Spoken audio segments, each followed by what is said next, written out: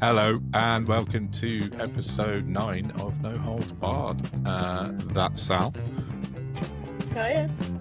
Hey, and I'm Don. And as always, we're going to take a look at everything political, social, anything that's gone on in the week, and anything else that takes our fancy, really. No Holds Barred.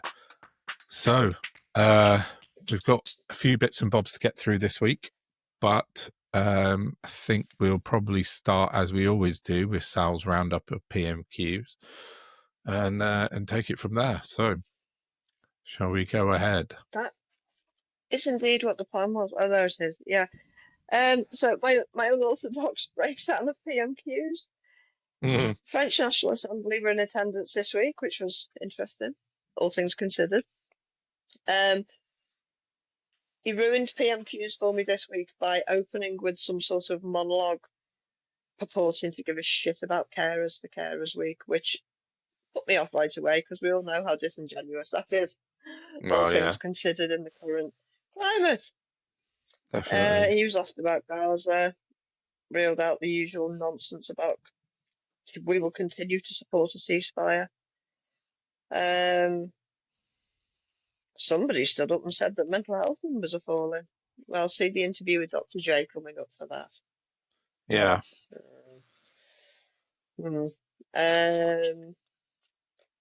Sorry, got my different pages going on.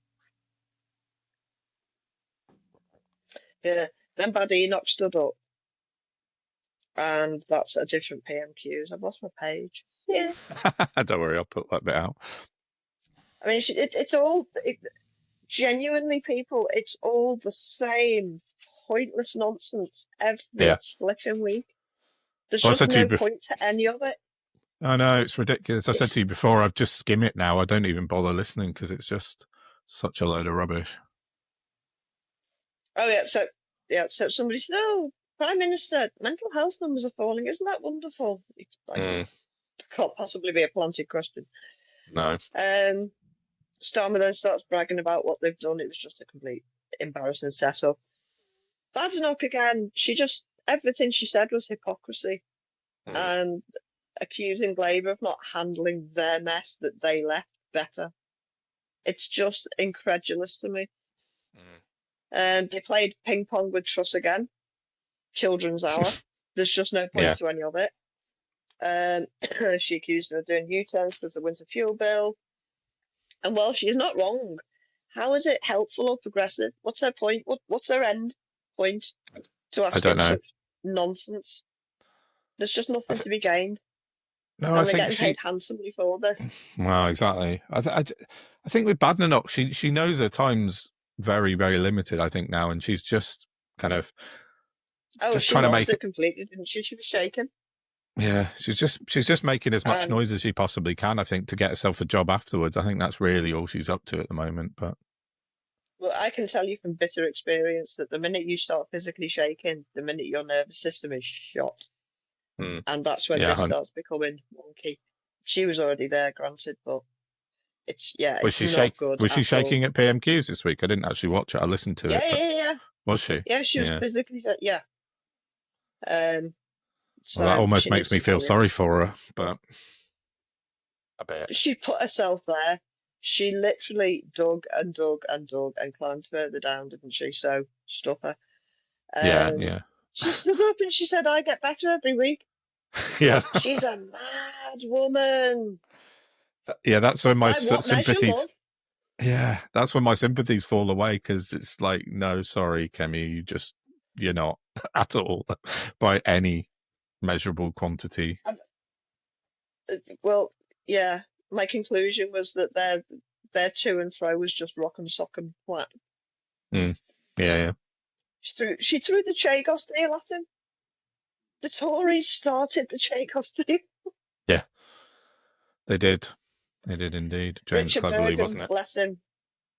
Yeah, Richard Bergen, bless him, stood up to talk about the Green Paper, asked if Starmer will make the same sensible U-turn that he did on the winter fuel payments and drop the cuts. And the benefit cuts. Well, you see the health element. Yeah, the general. And Starmer just turned around and said, "No, the benefit system needs reform." Well, yeah, it does, because we're currently underpaid 30% less than the Joseph Rowntree Foundation thinks we need to actually be able to live without it affecting our health adversely. And so they're going to reduce it further. Again, we'll talk about that with Dr. J. We will. That'll come up feature in a minute, but it beggars belief. Yeah, still. That's my behavioural analysis of PMQs. They're batshit. It's getting shorter every week, isn't it? To perform this utter nonsense. Yeah, I know. It's just bizarre, and it doesn't achieve anything, and it takes up a lot of media time. And I mean, at least I guess when you had people like Boris Johnson standing up, there was a bit of, there was always some sound bites came out of it, and there was a bit of a proper kind of scrap. But now it's just two kids in the play. It's just frightening, because the veil's down. We're being, this is the Truman Show, man. This is all, and as you're about to reveal, it's just all a preconceived setup. Yeah. By the 1%. And we're all sitting there like ducks.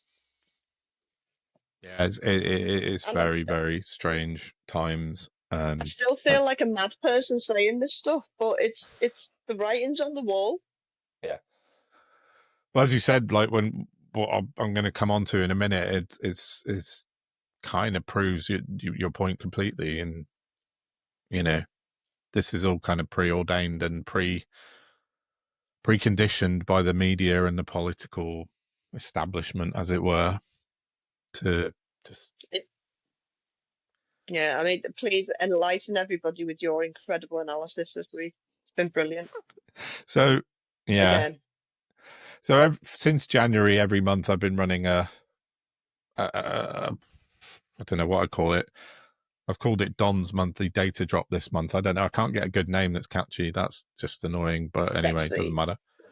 So since January, I've been kind of counting the numbers of social media mentions by each party, their sort of leader, their deputy, and anything significant, and any significant members in the party across Sky News, LBC, GB News, Top News.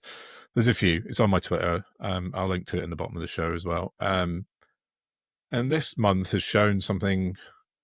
It basically it's the trend is becoming much more clear now, as I've done it for 5 months now. But basically, reform, as always. And if you needed any proof, you can see it in the numbers and in the data now. Reform are receiving, I'm looking at it, 35% of coverage in social media coverage from the main news outlets. 35%. They've got 5 MPs. They've got, which is 0.8% of the entire House of Commons. They hold 5 MPs. The ratios are off the scale, aren't they? Well, this is it. And they've got local council seats. They only hold 4% of those, 4. That's it. So 4% of local council seats and 0.8% of MPs. But they get 35% coverage. Just like you just said a minute ago, this is not in any way a fair system at all. I've forgotten the point I was going to ask you about then. What did I see in the media this week about the BBC levering coverage towards Reform UK supporters? Mm-hmm. Oh, yeah, I did see that, didn't I? Because I remember at the time thinking, what the... Yeah. What? Yeah, exactly. That was Adam Bienkhoff at Byline. It seems to me, Starmer seems to be digging his own grave, because all he's got to do is roll out stringent, proper press reform. And again, absolute wasteland. Yeah, exactly. Zach Polanski, who's possibly going to be the new leader of the Green Party, reposted my tweet this morning and said exactly that. He said this is just insane. The press reform couldn't be. He's all there is. Yeah. But that's the problem, and that's what I replied to Zach was, this benefits everyone. It's not just the only people that don't benefit are Nigel Farage, and he needs reeling in anyway, because obviously we can see from my numbers, his tiny little kind of media empire, and he's getting 35% coverage for having he's a tiny minority party. And so press reform would benefit all of the other parties, everyone, make it equitable, or almost equitable, at least, encourage it. And we wouldn't end up in a situation where we've got a tiny minority party almost catching up with the coverage of the government. Doesn't make any sense. So, but we've got people like Lisa Nandy, you mentioned a few times, and where's she at? And the DCMS and the Department of Culture, Media and Sport, they're not around. They don't seem interested in doing this work in order to kind of even try and bring things into a sort of level playing field. It's just all set up for reform. And as I think I said on Twitter, that if this tiny party's been treated as the government in waiting continuously, people will believe that they're the government in waiting, and that's what's happening. It's manifestation. That's how it works, isn't it? Yeah. Again, it's not like voodoo. Manifestation is a thing. Yeah. Especially when you're talking about psychological manipulation and what have you. This is how it works. This is how the Nazis got away with it last century. Yeah, it is exactly that. It's controlling the media and controlling the press, and reform, Fascism, as we can see, are absolutely wiping the floor with. So just to make some comparisons briefly, because I'm not going to talk about loads of numbers because it's boring to listen to, but go and look at my PDF or my numbers that I put out across the media. My this isn't an exhaustive study, but I've been doing it month on month, so it gives a reasonably relative kind of snapshot of how things are sort of being portrayed. But reform, I've got 35% coverage across social media on the major broadcasters. Labour have got 53%, which you have to expect because they're the party of government. But look at the Tories have got 11%. They're the party of opposition. Broadcaster impartiality. Aren't they supposed to give it equal? But aren't they supposed to give equal airtime to each party? Or certainly to the two main ones. Well, and yet along comes the one-man charabanc. Yeah, exactly. And he's getting the lion's share of it. It doesn't make any democratic sense. No, it doesn't. It's not fair, and I don't know if it's legal. I'm still trying to find out what the legalities are, but it feels a bit like we're kind of Wild West in terms of broadcast media now. There doesn't seem to be any regulation. And that's what you were saying earlier, that Adam Bienkov at Byline wrote the article in the week saying that the BBC, they've got hold of a leaked, I think it was a transcript from a BBC board of directors meeting that said they were going to actively try and shift their programming to attract more reform voters, like they need to. Sure. But Robbie Gibb, who's on the board at the BBC, was on the board at GB News not so very long ago. So I mean, maybe he's a plant there. So who knows? ZZs, aren't they? So it seems to be coming out, but it's just a Mobius strip of interconnected media and reform, and they're being punted left, right, and centre by everyone. And GB News and Talk TV are obviously the two that are shoving reform more than any. But it's not just them. The BBC are doing it, Sky are doing it, LBC, ITV. It's like they've captured the media. Yeah. So, just from when I started in January doing this data stuff, I'm looking at it now. Reform started, they had 952 mentions, and the Tories had 750 at that point in January. So they were kind of close. But now, as we move across the last 5 months, Reform have gone up to 1,728, and the Tories have gone down to 558. So the Reform and Tories have gone like that, and that's without even talking about. Pardon? It's subverting democracy again, isn't it? Yeah, completely. And and you look at the Green Party and the Liberal Democrats, and Liberal Democrats have got 72 MPs, as we know, and they have, let me just double check what the numbers in terms of local seats. the Lib Dems have 15% of all local seats compared to Reform's 4, and they have 72 MPs compared to Reform's 5.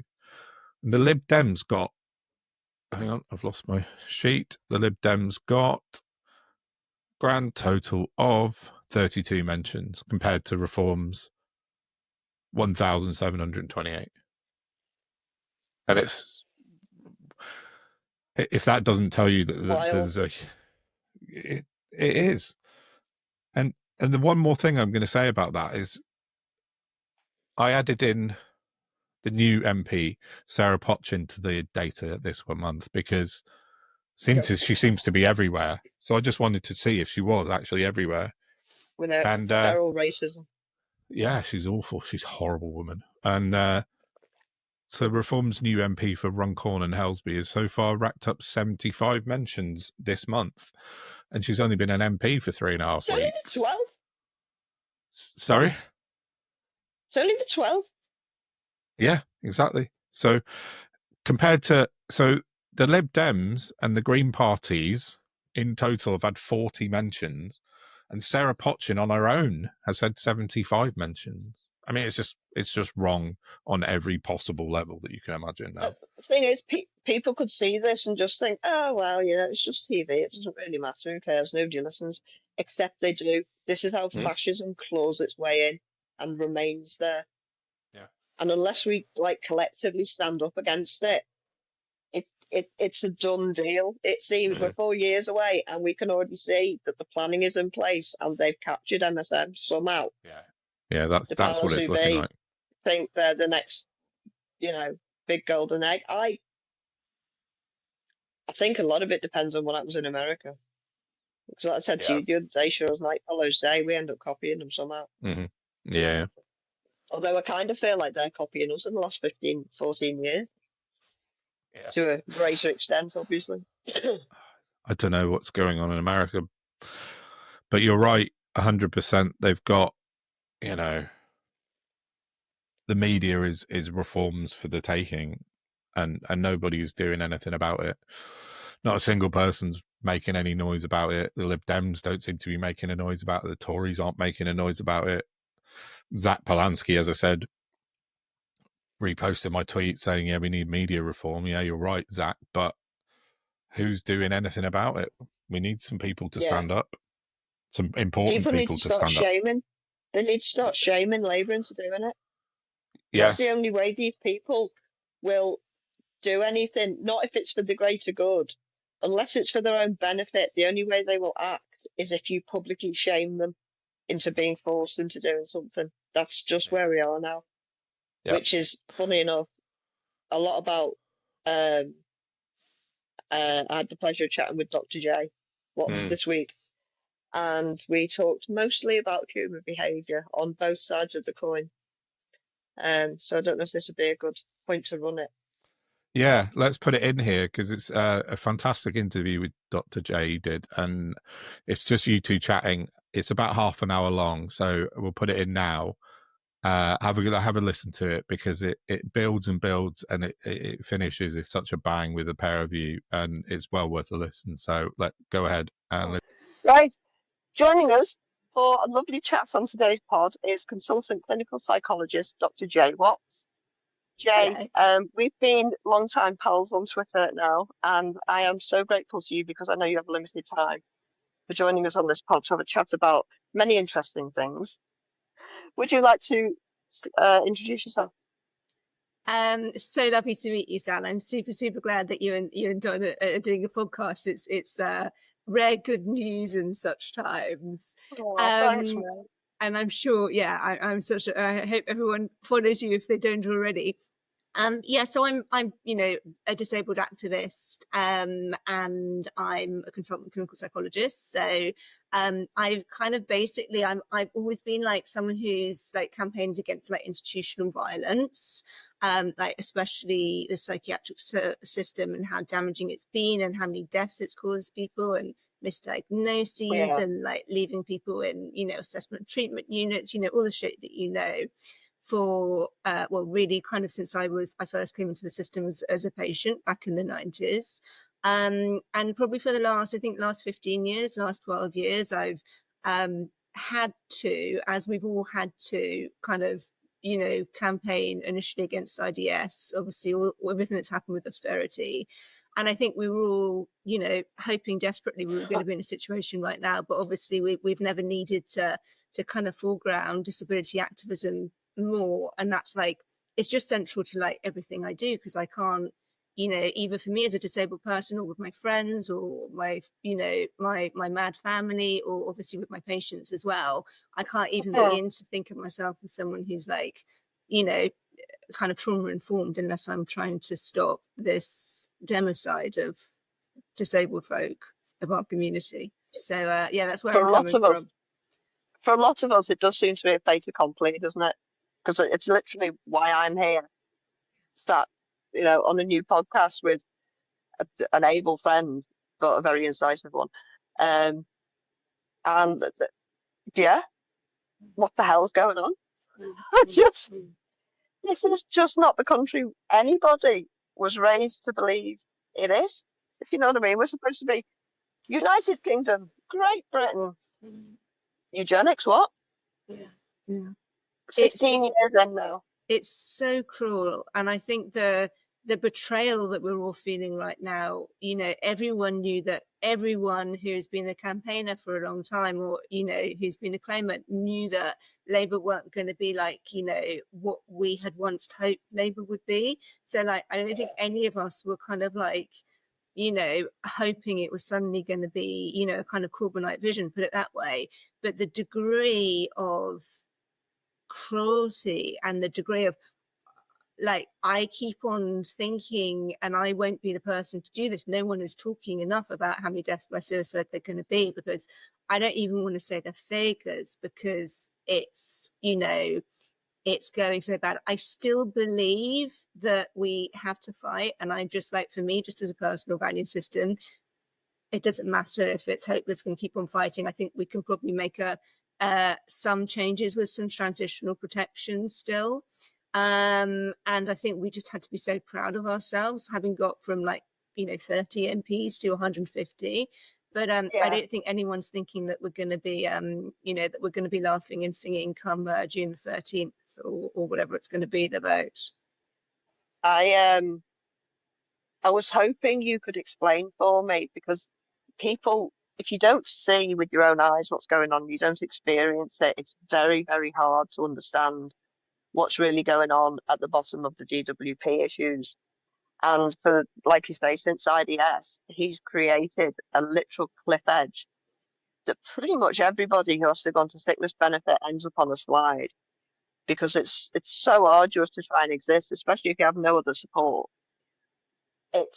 It's really, really impossible. And I was watching I want to say 1922 committee, but it was a DWP government panel about the Green Paper a few weeks ago. And they raised, the title they gave it, rather than the ending of life, was Deaths of Despair. And when you say that to people, like, I put a post out a while back, a few weeks ago, about how difficult it is for disabled people to manage on the current level of benefits we have. And literally Terry Christian told me to give over. So I was hoping, and he's not the only one. People just, if you've never experienced it, how could you understand it? The point is, people don't want to, because it's such a hideous thing to actually come to terms with our country doing this to its own people.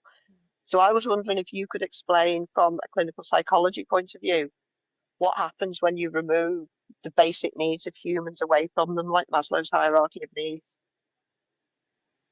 Please, thank you. Yes, but I'll respond as a clinical psychologist, but I do think that I respond more as a disabled person and as someone who's claimed on and off. So, because that is, I think, one of the problems that we have with theoretical knowledge. Deaths by despair has been a term that's been used like on and off for about 40, 50 years.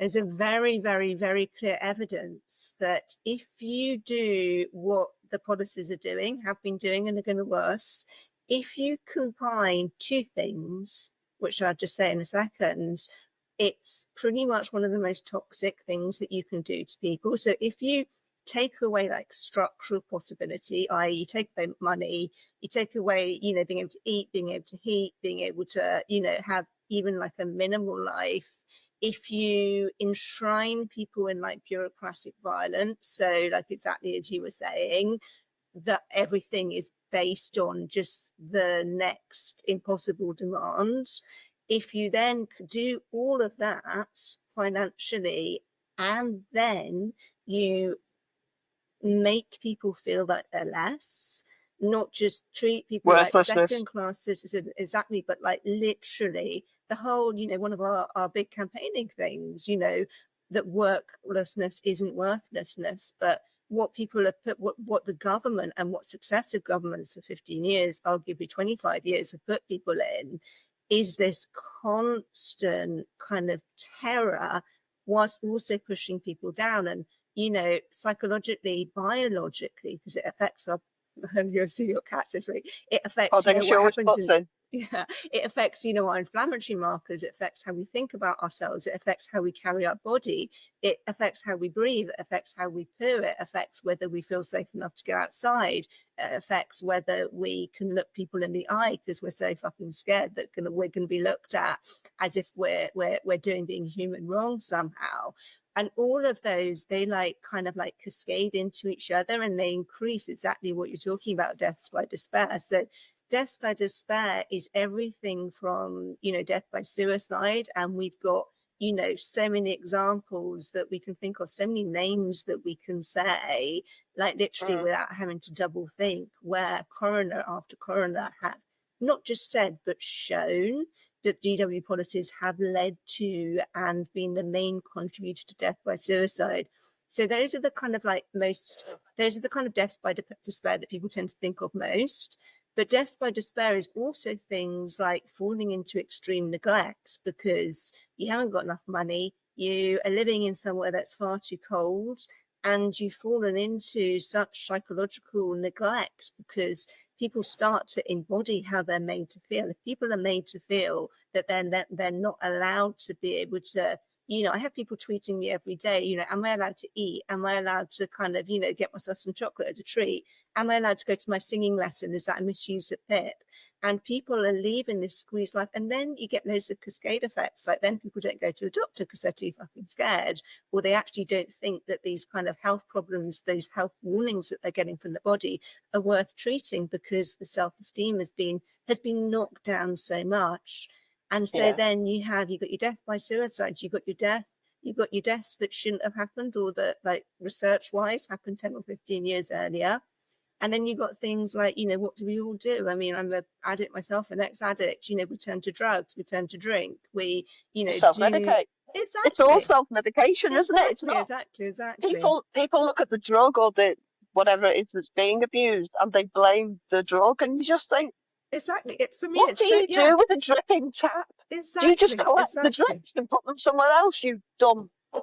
Exactly. Sorry, it drives me nuts. Yeah, it drives me completely nuts too. And then of course, then when that increases the death in all sorts of different ways, from self-injury to, you know, OD to what have you.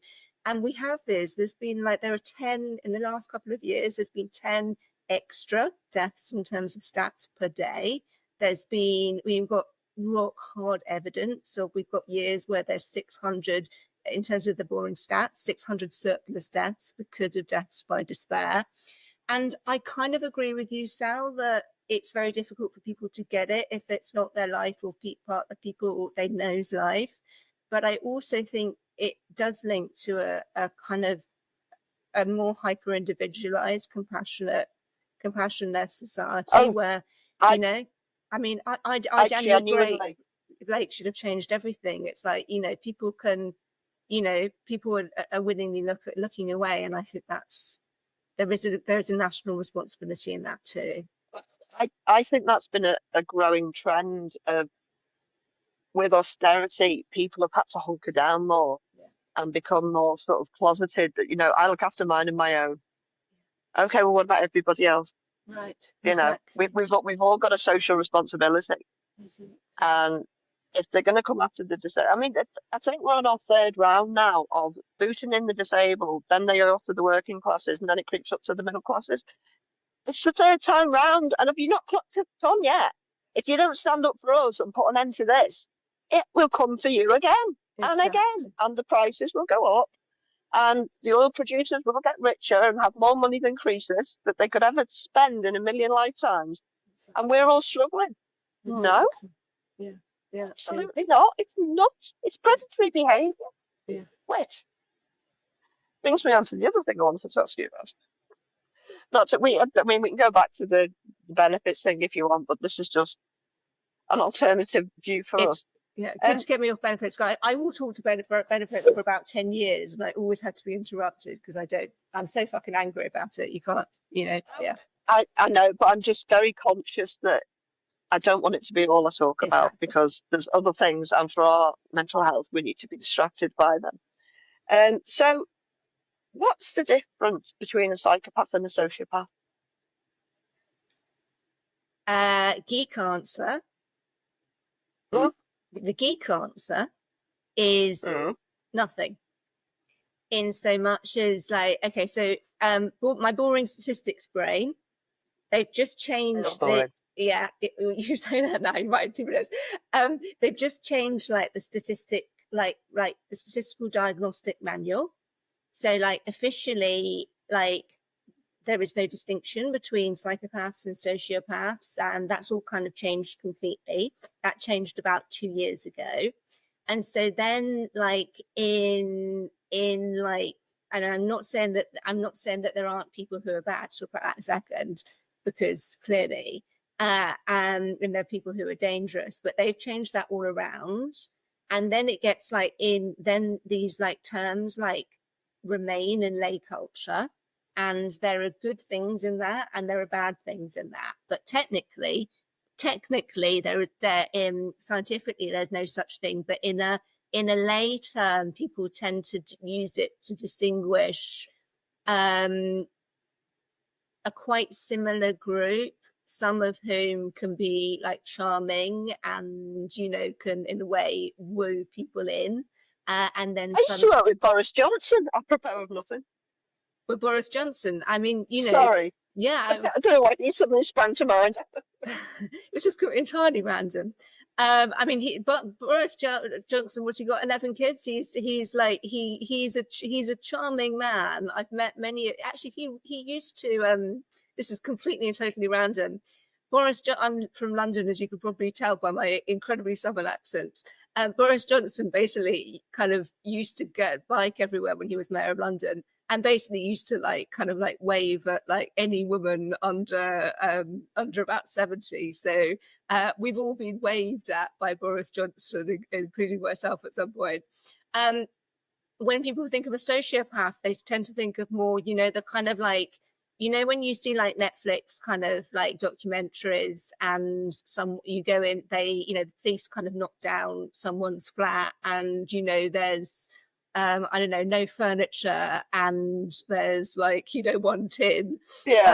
Is that's kind of tends to be what people think of more as a sociopath, i.e. that people are less kind of good at kind of bullshitting, sort of kind of being effective in relationships that way, but if it makes sense. So technically that's all gone, which is so they're as bad as each other, is that what we're saying? Do you know what, from a feminist perspective, when they, and this is unfortunately a bit of a pet subject, when they did this big change round with the diagnosis, I'm someone who, with diagnoses, some of them can be incredibly useful, some can't, but as a feminist, the one that has always been the most useful has been talking about narcissism, because so many domestic abuse survivors, because of the way coercive control and domestic abuse kind of works, as you well know, it's so we kind of tend to get socialized into it so smoothly at first, and people tend not to realize what's happening until it's too fucking late, it's too fucking dangerous. And narcissism, and the idea of being a narcissist, has been the one sort of doorstop opener, if you will, where people always like, if they're in domestic abuse situations, they'll often like appear in clinic with like 5 or 10 books on narcissism, because they're like, at last I found out what this person has been doing to me. Do you know what I mean? So it's like the one term that was actually genuinely useful, they like actually took out of the diagnostic book. But I mean, that's psychiatry for you. It's like, yeah. You're joking. Yeah. So theoretically, you know, there is no such thing as narcissism and the ICD, which is the Diagnostic Bible, anymore, which is quite amazing, really. And it's a kind of thing whereby, I mean, one of the things, just quickly linking this in with the benefit stuff, is, you know, all the stuff about diagnosis, as you know, that's been in the paper has been like, oh, you know, ADHD and autism are being overdiagnosed, and everyone's looking at TikTok, and these are the big diagnostic crises. You know, those are fucking great things. Where are the big diagnostic criteria thing is actually taking away things that are useful for identifying domestic abuse. But yeah. Surely, like, the number one narcissist tactic is gaslighting, Yeah, which absolutely. is the psychological abuse in domestic relationships that's now illegal. What? Yeah. The government can do it. Yeah. The government can do it to us all, but nobody living in the same house as us can. Right, Riddle me that. Exactly. And that, yeah. I mean, it's just, it's absolutely ridiculous. The one thing that is like a really useful explanation, because, like, you know, all of us who've been gaslit, to have that explained through the concept of narcissism is so useful. And as you say, the government are gaslighting people the whole time. And, you know, people, and this is part of the whole, I think, kind of misdirection that we've got, and why the press being even worse than it's ever been is so bad. And this is where I think the S&P thing is useful, because the kind of the sort of ego-driven kind of outrage, kind of like hatred, like divide and conquer, and splitting the working class vote, and having people go against migrants, and having people go against disabled folk, and all of that. It's creating such a culture of hate. And for my role as a mental health board, it's just like, you know, there are so many obvious things like this about how culture is going and how economic distribution is going, that there's like 50 years of motherfucking evidence. And it's just like, we have to stop the culture, and that includes the S&P culture that gets in the way of those truths just being spoken. And what you were saying earlier, because it's being run by S&Ps. Yeah, absolutely. But that's where not to invoke the Scottish National Party. They have no part to play in this, to the best of my knowledge. But that's where I get pissed off with Labour, because I want us to. I don't know where you're at with Labour, Sal, and I'd love to hear. But I just want us to create. I mean, I wouldn't say us anymore, because I can't even affiliate myself with Labour, obviously, now. But I just want a fucking positive vision of what, you know, of what a society should look like, so that then we get politicians who are coming in from that place, rather than to sell themselves through hatred, frankly. Yeah, I used to be a Labour supporter, but before I became very, very well informed. And I came to the conclusion a few years ago that it's been the same my entire life. And if I'm lucky, I've already lived 2/3 of my life. We've always been skint. There's never been enough money to help people, yet we're one of the wealthiest countries in the world. And that none of that is right. It's from every metric. We're being sold down the river. And with all the demonstrable evidence from PMQs, from everything that's ever happened, I think I don't want to get conspiracy theory about it, because I'm not a conspiracy theorist. I just think that all the parties seem to be largely performative. The Lib Dems did sod all for 4 years, and then the last 6 weeks, Ed Davey went on an outward bound trip. Fuck off. You've been doing nothing. Labour then come along, and my expectations were zero. I thought they'd put us on the back burner for a couple of years. Not this. Not balancing the country's debts on the back of the weakest people, who have already been killed by over 1 million in 15 years. So, do you do it? This is eugenics by any other name. It really is. And people are sitting there going, what are you going to do? Well, We need help. I mean, I know from chats we've had online, it might just be sitting there tweeting, but all your feelings are still there, and you still give it everything, and it's exhausting and battered. I leave the house about once a week for all the reasons, and it's just a criminal way to keep people existing. They can neither live nor die, unless I mean, obviously they're doing their best to prepare the way for that. I've never seen. I actually read the assisted dying bill with its new suggestions. It's like it's falling out of holes for people to slip through, especially in the mental health field. It's insane. And the irony is, all these people are going to suffer because of wicked people, like the people who run the government. We have to have all of these rules because of people like you, and yet we're the ones who suffer. I can't figure it out other than we are being run by predatory human beings who don't want the best for this country. They want the best for their last third of their years. And, damn everybody else. It just, you've got to, so you've got a staunch Christian in Stephen Timms leading this, lying through all the national papers, lying to people's faces. Yeah, walking over That's over the a disabled woman who collapses.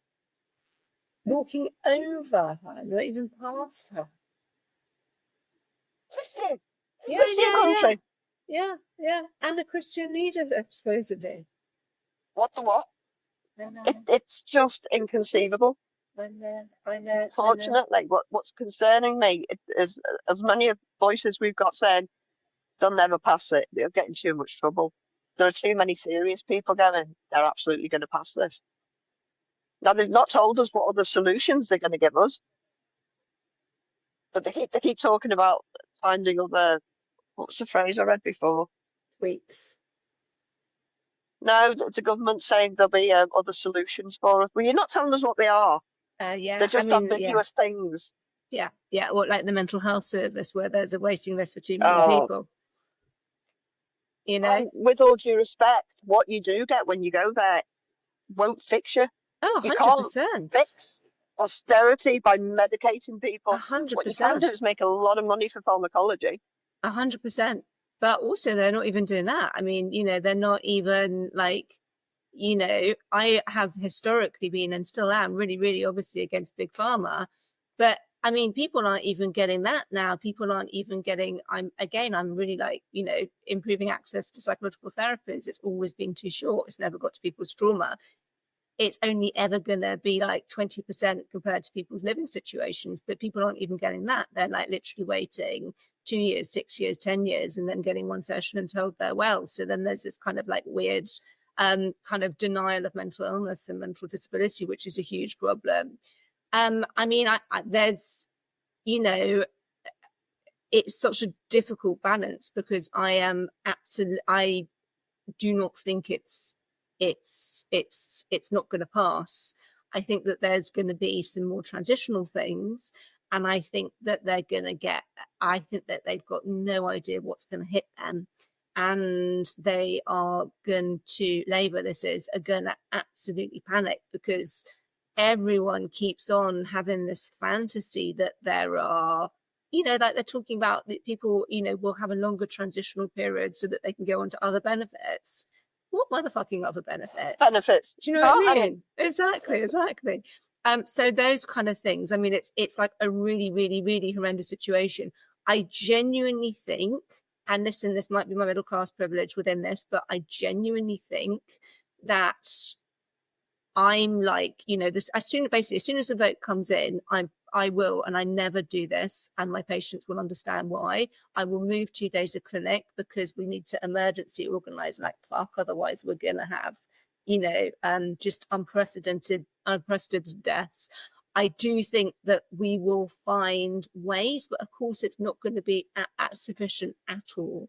And it is an absolutely terrifying time for people. I have never seen, having been practicing since the early 90s, always in like, the most like kind of deprived areas, sort of certainly down south.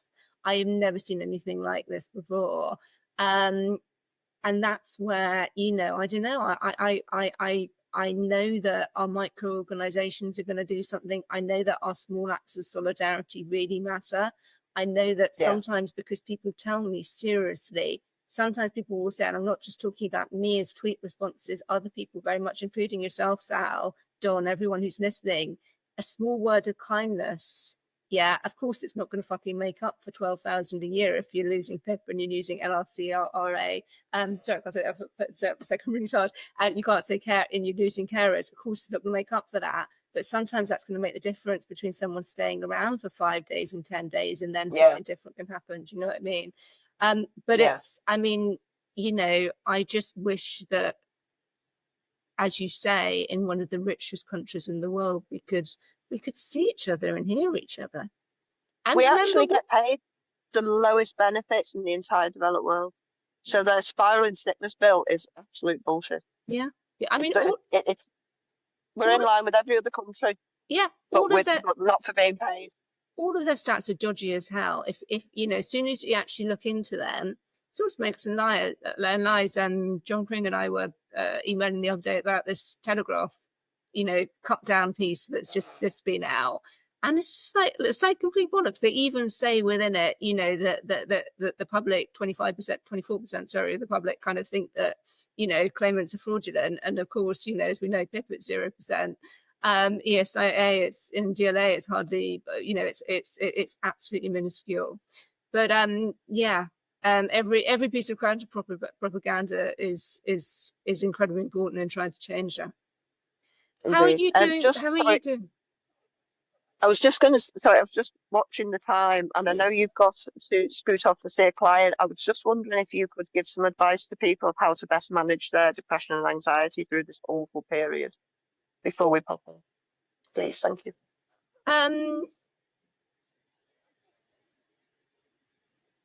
Okay, the reason why I'm pausing for a second is when it's useful for people to think of it as depression and anxiety. I'm completely fucking there. I completely support that. I also think it's completely, you know, it's impossible if we are being pushed down not to feel depressed in that DE and then pressed. Oh, it's perfectly natural. Do you know what I mean? And there is nothing more anxiety provoking than you know, potentially being, you know, put into an extreme survival state where we know already that in terms of precarity, in terms of poverty, disabled communities up there. What I would say with this would be, if the vote doesn't go our way,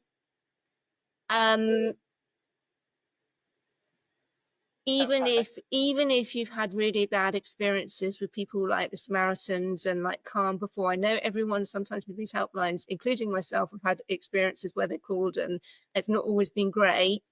I want you to call, and I want you to call again. And if you can, I know it's really, really difficult, but, you know, get onto social media if you've got the spoons.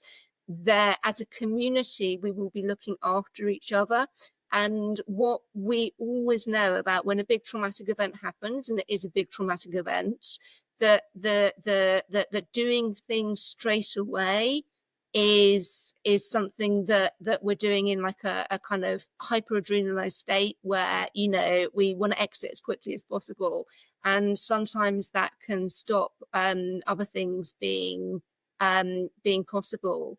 I know that for me and for many people, whatever does and doesn't happen, transitional protections are going to be stronger than they seem, and the headlines are going to be stronger. And, you know, the better NGOs and charities are already in some serious planning, so that there are going to be more safety nets than it seems. And the terror and, you know, thoughts of suicide and thoughts of worthlessness, I completely, you know, I really understand it's been so dire for so long, but I just want to say to people that, you know, there are always ways. There are people like me that I can and that we can as a community connect you with, and that you do matter, and that, you know, you are just as valid as any other person.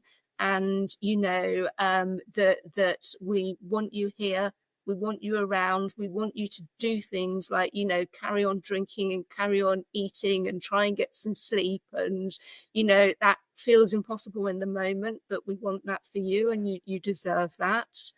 And when you have the spoons, join us in organising. When you don't have the spoons, you know, collapse and look after yourself, because that's how we get through things as a community, and we will get things through as a community, and we want you here. Yeah, we've fought this far. We're not going to stop now.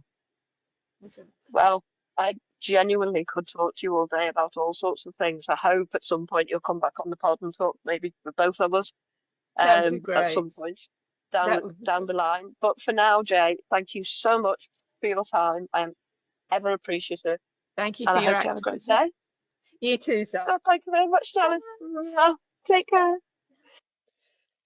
So off the back of that, if I can just have a couple of minutes, as you know, I don't like talking about it because it's horrible, and I'd so much rather it wasn't happening, and nobody really enjoys listening to it. But I wanted to make a little point about what the government are about to do with disability benefits, because they're essentially going to cut them and not replace them with anything that they've discussed at the minute anyway. They've certainly not told us they're going to bring any new things in. They'll probably be forced into having to, like they did with universal credit. We'll bring universal credit in so we can get rid of ESA. Oh, here, have a bit of universal credit and a bit of ESA, except because you're getting the ESA, we have to take it out universal credit so you get less of that. And it's insane. It's absolutely maddening. So there is, she says, trying to find it on my phone, a coalition of disability charities and NGOs who have written to the government to try and get them to stop these cuts. That they're not going to stop them. Everything I've read says that they're going to push it through. They've somehow wangled their way around the UK law to be able to do it. And I just wanted to read, for the benefit of our listeners and viewers, the list of people opposing what the governments are doing. So bear in mind, the government think they know better than all of these people. Bear with. Go. It'll take a while.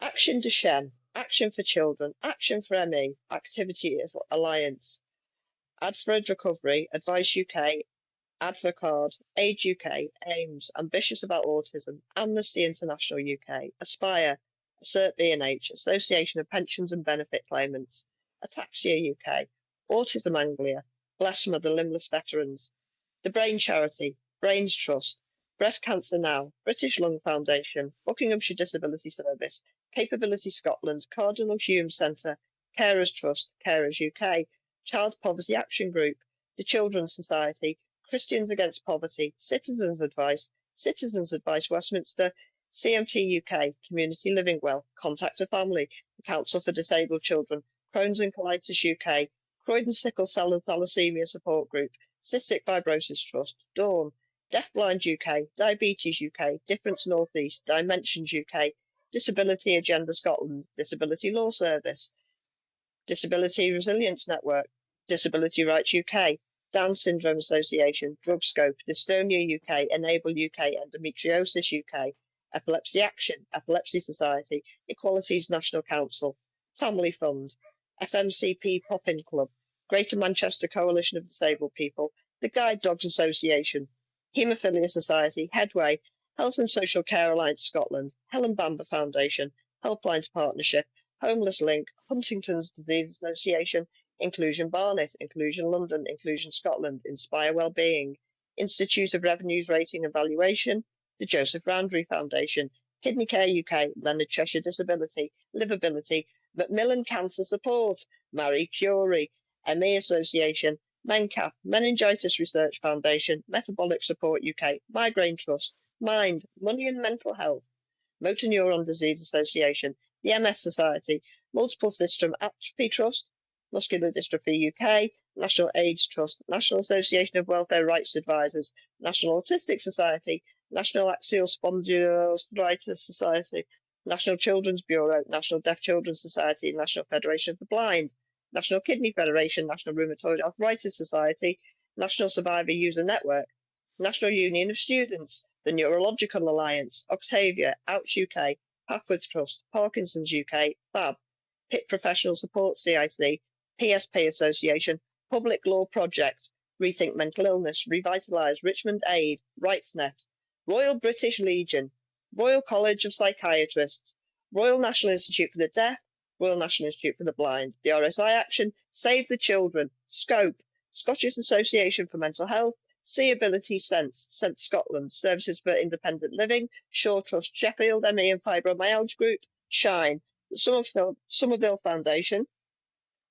the Spinal Injuries Society, St Joseph's Hospice, Stripey Lightbulb, the Stroke Association, Sue Ryder, SWAD, Terence Higgins Trust, Together for Short Lives, Tourette's Action, Transport for All, the Trussell Trust, TUC, Turn to Us, United Response versus Arthritis, Voiceability, We Care Campaign, Welsh Association of ME and CFS Support, Wheelie Queer, Whiz Kids, Wiltshire Centre for Independent Living, Young Lives versus Cancer, Zacchaeus 2000 Trust.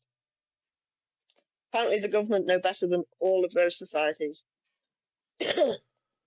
And they are the people who have been lobbying the government to not do this, and the government are refusing to listen point blank, and thousands, if not hundreds of thousands of people will die. It's hard to know. It's hard to know what to say in response to that, because, I mean, yeah, how many? Do you know how many were on that list? Like a couple of hundred, 100 and something, whatever. That's 150, and that's not an exhaustive list. Yeah. There will be other charities that are under that umbrella that have been lobbying the government, and Liz Kendall knows better, right? It just makes no sense to me. If I can understand how things work and why they've happened, then I can get my head around it. But this just is insane. It's just absolute cruelty. And sorry, I actually need to thank Emmy Foggy Dog for sending me that list, because I put an all action thing out last night saying, can anyone give me the list of charities? Okay, yeah, cool. So thank you to everyone who helped out. It is hard to know what to say, because if you've got 150 people on that list who are in the field, know what they're talking about, understand the damage it's going to do. And Liz Kendall, as you said, it's Cameron all over again. These people are telling them what's going to happen, and they don't care. They're doing it anyway for what is it, 6 billion quid. There's a flipping overflow of. It's more than 6 billion quid of unclaimed benefits. Why can't they take it out of that? Yeah, or maybe they're doing that as well. I don't know. But somehow, they might be. Who knows? It's the most vulnerable people's fault that the Tories robbed all our money and spattered up all their mates. Yeah. It's beyond. It's absolutely beyond. It's like you said, it's the Cameron austerity thing. They were told what was going to happen, and they just ploughed onwards regardless. But you just don't.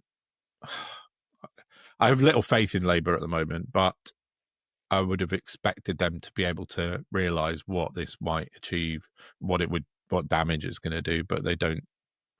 They seem oblivious to it, and I don't understand why.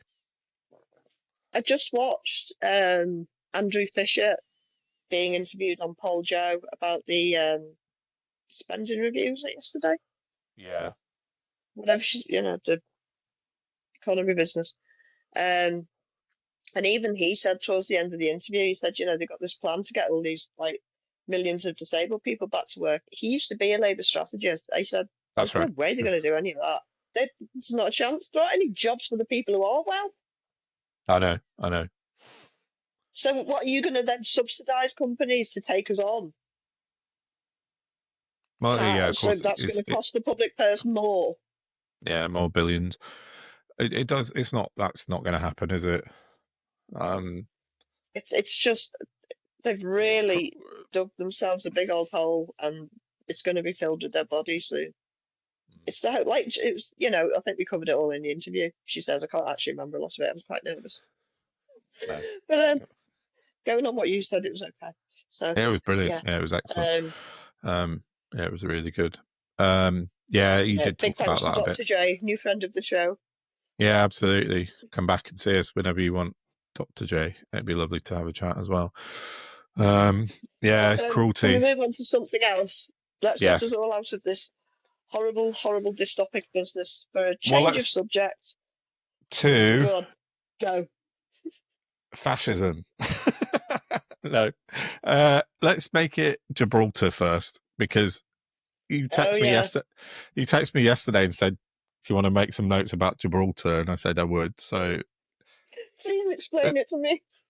there's nothing to explain, though. It's not really. There's nothing happened specifically that's any different to, apart from it's going to be Spanish border guards, and Gibraltar be able to trade with the EU more freely, which, they voted Remain anyway, 99 point something or 98 point something, to stay in the EU, because obviously they're attached to Spain. It makes no sense not to be. So now they've just basically got freedom, a bit like, the Republic of Ireland, in order to be in Schengen and the customs union and stuff like that. We haven't given away Gibraltar. Like, I wrote something yesterday because there was suspending reviews, you said, and I'm not even going to touch it because it's so dull that it's just not even worth going over. But at the I same can touch a bit time, of it. yeah, at the same time, I wrote, before any of this sort of happened, I said, I sort of saw a few posts. I said, the far right are sort of lining up their next Lucy Connolly / Chagos Islands attack line, and it's going to be Gibraltar. And lo and behold, it was. But the Telegraph, who we've mentioned a few times, as just Those lying arseholes.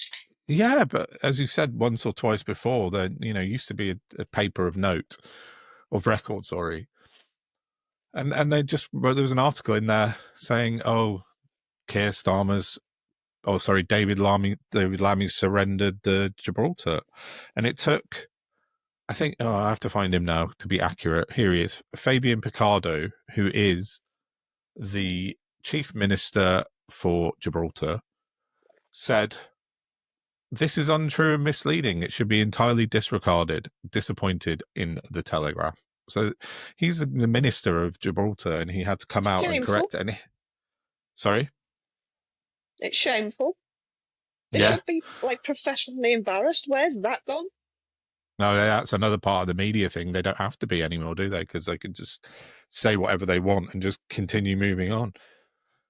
I saw Richard Tice, everyone's favourite Dubai resident, today. Someone presented him with crime stats for London. It's shown that crime stats have been steadily dropping over the last few years. And because of his, he doesn't like Sadiq Khan, obviously. He said, nah, that's a load of nonsense. And then that was it. But, well, okay then, if you say so. Yeah, but the problem is, and what I talked about earlier with the media bias, is that he's just said, oh, I don't believe the official stats. Now every media outlet will have him on and go, oh, Richard, why don't you believe, let's have your side of the debate rather than the actual crime stats. And he'll be allowed to whitewash the crime stats into his narrative. It's just bullshit, and it's fucking Any incessant. decent professional journalist would say, no, that's rubbish, isn't an intellectual answer. Can you try harder to see if you can just find anything in that little vacuum in your head? Yeah. But the journalists we have now, and I'm sure they probably are well trained and well knowledged on their subjects, but they don't challenge. They're nodding dogs. They just, oh, okay, reform, well done, thanks. Not, as you just said, oh, go on. Who was it?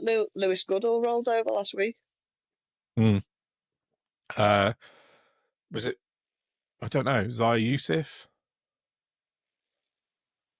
I can't remember. He absolutely murdered somebody Oh, by interview.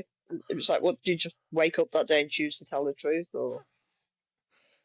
they're very hit and miss, the newsagents guys. They try. This is why I understand why people are drawn to Lewis Goodall, and occasionally I quite like him myself. But they're all complicit in having driven us where we are now. They've all spent the lion's share of their careers over the last few years actively propping up the culture war by virtue of gaslighting and dereliction of duty. Yeah. Well, Lewis Goodall came out with John Sopel about 3 or 4 weeks ago on the newsagents and said that he talked for a good half an hour about why he didn't think the media were responsible for the rise of reform on the newsagents podcast. That was Lewis Goodall, and John Sopel said that. What did he put it down to? I don't know. Sparkling wit. Basically, yeah. But that's the problem, isn't it? And even the good, or the so-called good guys, the ones you think, oh, okay, yeah, they're going to give us something back. And yeah, he may have challenged someone this week, but a month ago he was on his own podcast saying how he and his cronies weren't responsible. No, it's not us, Gov. No, sorry, we've got nothing to do with reform. Yeah. No. They're all complicit, all of them. Yeah, every single one of them. I'd struggle to find a one that isn't. Maybe Victoria's Arbiter, I don't know. Obviously, I don't mean Sangita, but the people who are currently, we discussed James O'Brien last week, didn't we? And the fact that he's clearly performative. Yeah. So, yeah. I think Channel 4 News sometimes do a good job. Krishnan Guru Murthy does a good job. But again, it's a sometimes, isn't it? Yeah, that's it. It's up and down, hit and miss. Okay, so why are you being really good today when for the last week you just, let Israel say whatever they want? Exactly. Be consistent.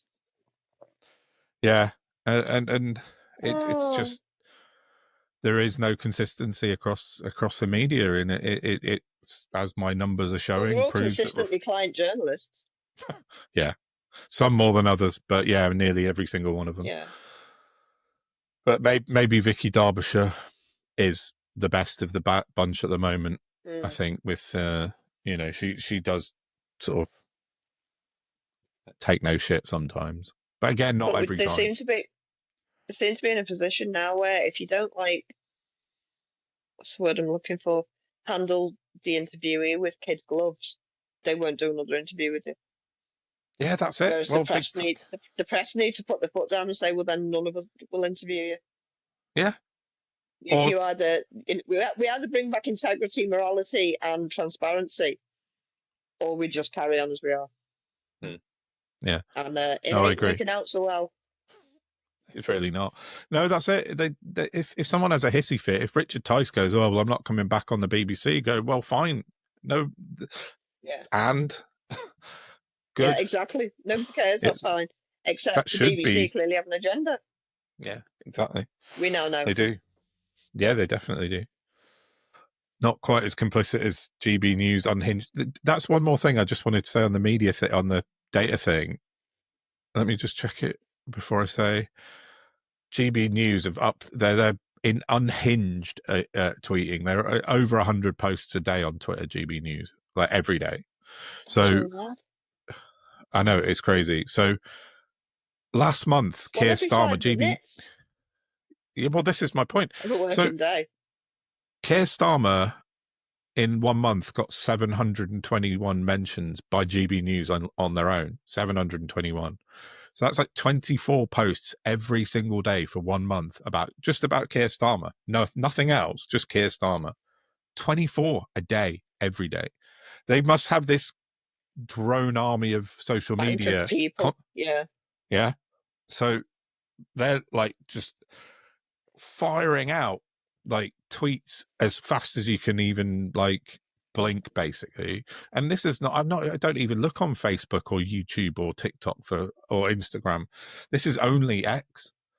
So they must be doing it. It's information saturation, isn't it? Because the more posts they throw at people, the less attention people are going to give to each one. Because it's just information in your brain. But if you've got... They'll just see a headline and go, oh, that means it's all the immigrants' fault. Yeah, exactly. And if you've tweeted 721 times about Keir Starmer, all negative, then everyone's going to... It's effectively brainwashing, isn't it? So it literally is. That's what psychological manipulation and torture is. Yeah, exactly. And the only kinds of people that would do that would be the people Jay and I discussed. Yes, exactly. Psychopaths and sociopaths, which, as we learned, are pretty much the same thing nowadays, aren't they? So well, yeah, they're as dangerous as each other.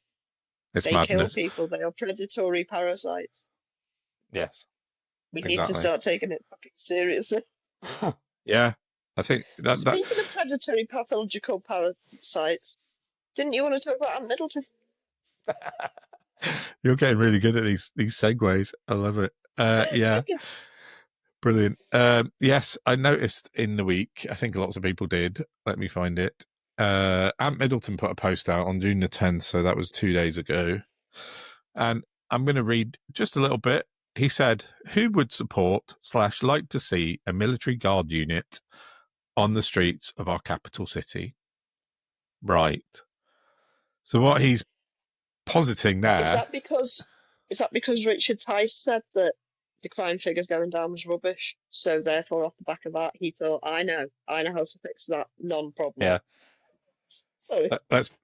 Let's put some brown shirts on the street. And I wrote a reply, and I was like, well, that's what the Nazis did. That's exactly how Hitler came to power. He put the SA on the streets, a paramilitary unit, who went around and beat the shit out of people and killed people, the stormtroopers. And, you know, Middleton's openly advocating. Pardon? See America. Oh. Yeah, exactly. So Middleton's advocating for a paramilitary wing of reform, or he was 2 days ago. Things may have changed on that front now, we hear today, but it's just it's fascist. He's putting out fascist rhetoric openly and advocating for paramilitary wings of. Yeah, go on. No, I was just going to say, just before we came on, I saw that there seems to be a distancing of Aunt Middleton in reform. That Charlie Simpson child journalist, reform boy, was saying that he had confirmation that Reform are dropping Middleton for the London mayor candidate. And then Middleton came on oh no, everything's fine, but I've always said I might run as an independent. Well, best of luck with that, you criminal. Absolute clown. Yeah, I'm just looking now. So, yeah. He's such a sad sack. It's desperation to want to be famous. He just can't help himself. Yeah, he's just doing securities, man. Yeah, well, exactly. He said it's now my time to serve the people first, and the people in turn will serve their country. Just go away. It's just nonsense. It's like a combination of like a Churchill speech and like a Hitler fucking rant. He's mixing the two things together. Knowledge and awareness free. Yeah, 100%. They've got no history knowledge whatsoever. So, yeah, it's a bit worrying that he's trying to put paramilitary wings of political parties on the streets of London. Yeah, I don't think that's going to work, mate. I mean, it does seem our best course of action right now is to just massively lobby the government and DCMS. Yeah, maybe. I think we need to. I think we need to start writing. Like looking at the calendar kind of thing. I think now is the time. Do you know what I mean? Yeah, yeah. Look at this, and this is out of order by a long chalk. Yeah, exactly. Pardon me. Yeah, we got 4 years, and we need to be able to, I don't know, make an impact on it somehow. Because if this continues on the trajectory that it is, you know, reform will be on every radio station and every TV channel 24 hours a day by the time we hit the election. So it'll be a 2-horse race. It's like you said, they're brainwashing the nation. Yeah, it is. More. Yeah, I mean, I don't think it's ever stopped. But, no. I hate it. I absolutely hate it. Yeah, just one more thing on that Aunt Middleton fascist thing. A person on Twitter flagged up to me something about his banner on his Twitter. He's got a symbol, and it's 3 triangles interlinked. And I'd noticed it, but I never took any kind of heed of it before. So I thought I'd have a look. And this person pointed out to me that that's called a Valknot, which is a Norse symbol, which is kind of can be used for lots of different. It says the Valknot. This is from the Anti-Defamation League's website. It's kind of linked to lots of different things, particularly Odinists. But the sentence says, some white supremacists, particularly racist Odinists, have appropriated the Valknot to use as a racist symbol. That's what the I was going to Anti-Defamation ask you League if it was says. linked to Odinism. Yeah, They're a is. sacrificial cult. Yeah. So Is it that's what. Christo-fascism or? Pardon? Is it like a sort of Christo-fascism or just? It's Odin. It's Odinist. Or just.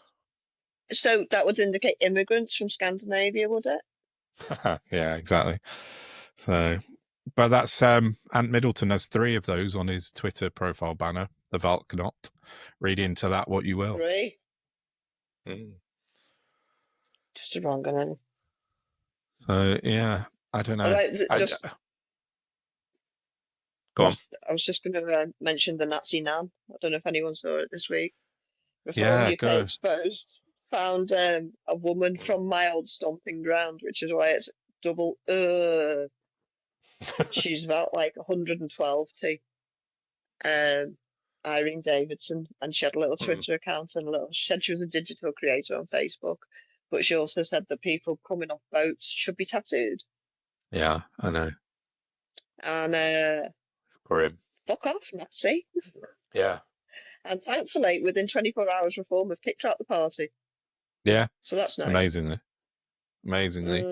But, they're doing really well with them background checks. Yeah, the vetting. It's like daily kind of Nazis being discovered in Reform, and we say this every week, but there's always another one to talk about. Yeah, they're not great, those guys. Instead of wings clipped now, we need to do a lot of wing clipping. Yeah, they need to do an awful lot. That's the problem, though, isn't it? I mean, realistically, you read what their sort of subscribers and trolls say on Twitter that, when we have 350 MPs, like you can't keep hold of like your local councillors and stop them being wildly fucking racist. How are you going to translate that into genuine members of parliament? Mind you, they've got Sarah Potchin, who is quite wildly racist, so maybe they don't care. But was she wildly racist before she got voted in there? No, was that photo of them taken? Which one? Last thing I saw before she got voted in, she was doing speeches on equality, diversity, and inclusivity. Because she's a shape-shifting liar. Yeah, they all are. They're just moving to get some fame and some fortune, and then they'll say what they're told to say, like Zaya Yusuf getting hoofed out last week and then back 2 days later because he'd suddenly decided he was for banning the burqa. Like he had a 48-hour kind of transition in his life, and where he decided from Wednesday to Friday he didn't want to ban the burqa, and then he did, and then he's back in Reform. Wow, what a surprise. If anyone could get Zach Polanski training in MMA or something, give him a little new angle on his profile to, oh, actually, he speaks tough and he is tough. Yeah. That'd be nice. Something like that. Walking the corridors of power, giving it out left, right, and centre. Yeah, I don't know. That would be funny. I can't even think of a happy note to finish on today. So, when's recess? When's what? When's recess? Summer recess for Parliament? Oh, I'm not sure. They're roughly around the school holiday times, aren't they? Or a week before. Parliament. So in about a month. I'll tell you exactly. It's just something for me to look forward to, that's all. That's to watch that toss every week. Well, there we go. That's something to smile about. Summer recess, Friday the 25th of July till Sunday the 31st of August, and then so a month and a half away. It was longer than that for some reason. Then they come back and go to conference, don't they? So they have conference recess after about 3 weeks. So yeah. Will it be a quiet summer? I doubt it. Not with what's going on in America. If that continues, I don't know. But like you said, they've got the King's. Is it the King's protest on Saturday? For the man baby's birthday. This £90 million military parade is going to be met with a lot of protests up and down the US. I can't wait to see it. I know. It's insane times. Yeah. But, I think the US will stand up because they did before in 2020 with the BLM and George Floyd, and they did rise up properly and made a difference, a huge difference. And I think they're going to do it again. I really wish. Yeah, it went off for a bit. Okay, we're back. Anyway. Yeah, I was just saying about the George Floyd protests and how that made a difference. And I think America might stand up again on Saturday and put their foot down. But now, conversely, I was just saying I wish they'd invoke some civil rest where they go home, sit down, and refuse to go to work one day a week. Yeah, like we talked about with Esru, definitely. Yeah, rather than risking people's safety, and they're not going to go knock on everyone's door and arrest them for not going to work. No, that's very true. They're going to sack everyone because hopefully most of the SME bosses will be at home too. Yeah, it would be one day. Who knows? It would be the right way to do it, 100%. I hope it does. So, but we shall see. But keep an eye on that. We'll obviously talk about it next week if anything significant happens. When we come back, it'll be after the vote on the disability cut, so that'll be fun. Something to talk about again. Yeah, we can at least have a bit of meat on the bones and understand what's actually happening. But I'd much rather be talking about geopolitics and how Iran's under threat at the moment, but there just isn't the time. Yeah, there's an awful lot going on across the world, isn't there? Oh, that was something I saw today. Just as this really bizarre thing before we finished. I haven't saved it on my notes because I forgot, but Marco Rubio put a post out this morning, the US Secretary of State, congratulating Russia on Russia Day. It's National Russia Day today. And he put an official post out this morning saying, congratulations to National Russia Day today for all those in Russia. Well, I, for one, am shocked and stunned.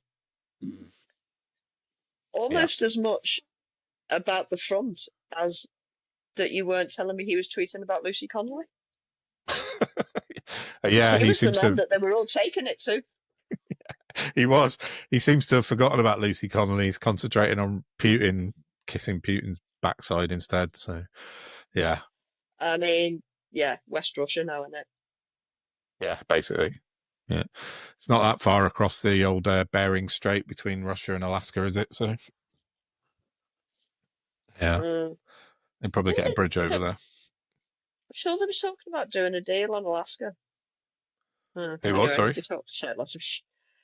Trump was going to do a deal with Putin over Alaska. I can't remember the was he? ins and outs. They talk a lot of crap, so it may come to nothing. Yeah. So. But yeah. And then that's it, I think, for this week for me. The only thing I'll say is next week I've been reading a lot about the character that is Newt Gingrich and how he basically put Trump where he is now with his polarization of politics in America. And I think you said some. Pardon? Is he like Clinton era? Yeah, in the 90s. The name's very familiar, but from that makes sense. He was the House Speaker in the 90s, and he made an awful lot of changes. Made a lot of changes in the House, and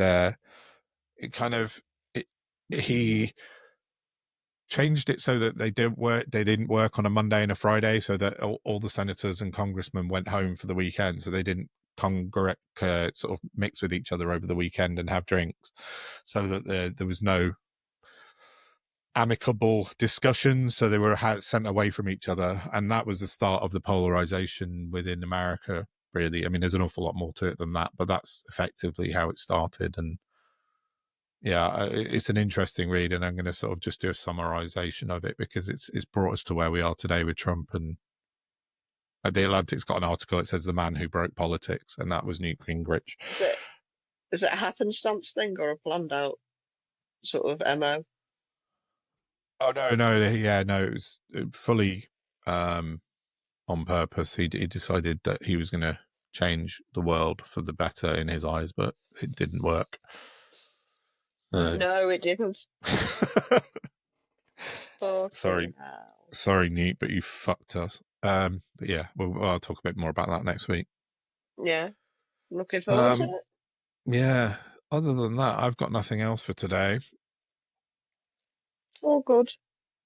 So yeah, I'd just like to say another thank you to Dr. J. It was a great chat with her, and she will be back on the pod, all things being Absolutely. well. And please like, share, and subscribe so we can. The bigger numbers we get, the cheekier we can be about asking people onto the pod. Yeah. Yeah. So Unless, Zach of course, I have a Polanski. trauma and then drop it. Yeah. Yeah, Zach, if you want to come on. We're not massive, but we'll get you out there. Yeah. So, yeah, no, that's absolutely true. Yeah, so, yeah, thanks to Dr. J. Thanks to everyone for listening and watching, because you're building us up a bit, and it's getting good. So we really, really appreciate it. Thanks, everybody. See you next week. Yeah. See you next week. Bye-bye.